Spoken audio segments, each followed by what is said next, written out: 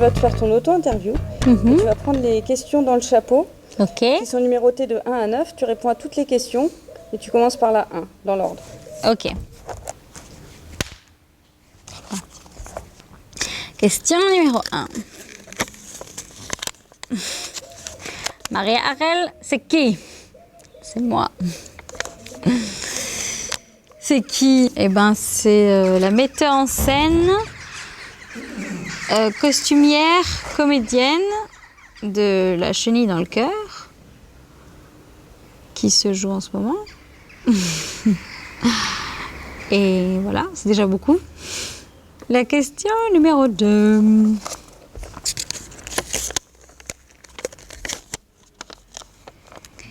Qu'est-ce qui te fait avancer dans la vie?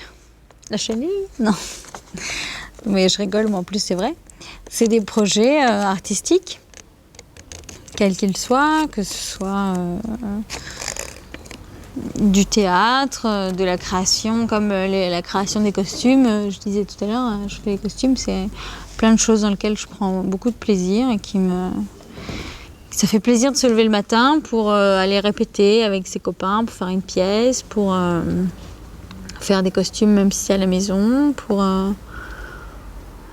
lire un nouveau texte, pour réfléchir à une nouvelle pièce, pour écrire un scénario, pour...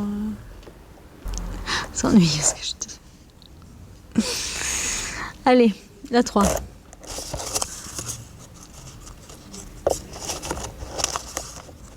J'ai pas de 3.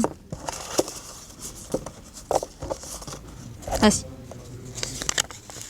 Qu'est-ce qui te révolte? Bah alors en ce moment c'est pas évident parce qu'il y a beaucoup de choses qui sont révoltantes. Mais qu'est-ce qui te révolte? Ah bah si. Il y a plein de choses qui me révoltent, on est d'accord. Mais ce qui me révolte et qui me fait mal au cœur, c'est de voir comment c'est dur d'avancer aujourd'hui dans ce métier, de voir que quand on n'a pas d'expérience, quand on n'est pas fils d'eux, quand on n'a pas d'argent, quand on sort pas d'une école aussi prestigieuse, c'est dur de se faire un nom, de trouver une équipe et d'avancer en toute confiance et en toute sérénité. Numéro 4. Une chenille dans le cœur, ça raconte quoi? Ça raconte l'histoire d'une petite fille qui me ressemble un peu d'ailleurs, qui est adulte avant l'heure et qui doit s'occuper d'elle-même un peu toute seule, qui doit avancer et un peu comme tout le monde, elle a des embûches plus ou moins grosses sur sa route et elle fait des rencontres et c'est une très belle histoire. La numéro 5. Que nous dit ton personnage? Alors moi j'ai un personnage un peu particulier parce que du coup c'est le personnage de la présence, qui est un personnage qui est là pour faire avancer le récit. Après, on a fait des coupes. Nous, dans les coupes qu'on a fait, on l'a rendu un peu chef accessoiriste. C'est un personnage un peu atypique. On n'a pas généralement ce genre de personnage dans les spectacles. Un personnage qui n'est pas vraiment qui n'a pas de prénom, qui n'a pas d'identité. Enfin, si, il a une identité, mais c'est un personnage qui n'est pas classique, quoi.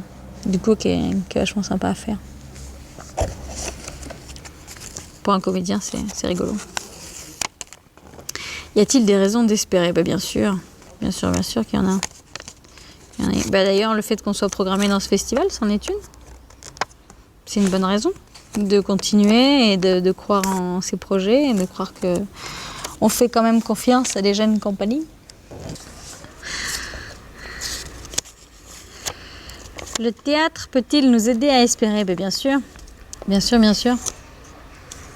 Le théâtre ou tout autre médium artistique qui nous parle, qui nous parle de la société, qui nous parle qui nous parle de rêve.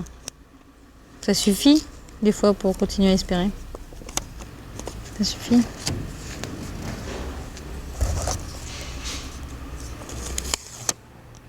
Jouer au festival de Nuit dans le Club, ça représente quoi? Je vais me répéter, mais ça représente encore une fois, c'est agréable Ça représente qu'on est quand même une compagnie, qu'on existe en tant qu'identité, en tant que dans la région, qu'on existe, qu'il y a des gens qui, pendant une seconde, sont intéressés à nous et nous ont dit tu fais un spectacle, écoute, allez, viens, on va te l'acheter et on va voir ce que ça donne.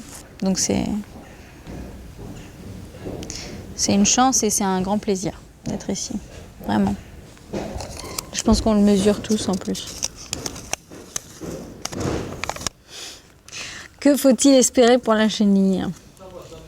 Eh ben, c'est rigolo parce qu'il y a une question que je me pose souvent et que je me dis, les gens doivent se la poser à la fin du spectacle, mais j'ai pas envie d'y répondre. C'est rigolo que chacun aussi puisse y répondre pour soi. C'est bien que chacun se fasse, on la voit partir au loin et puis bon, voilà. Chacun construit ce qu'il a envie de construire. Merci, hein.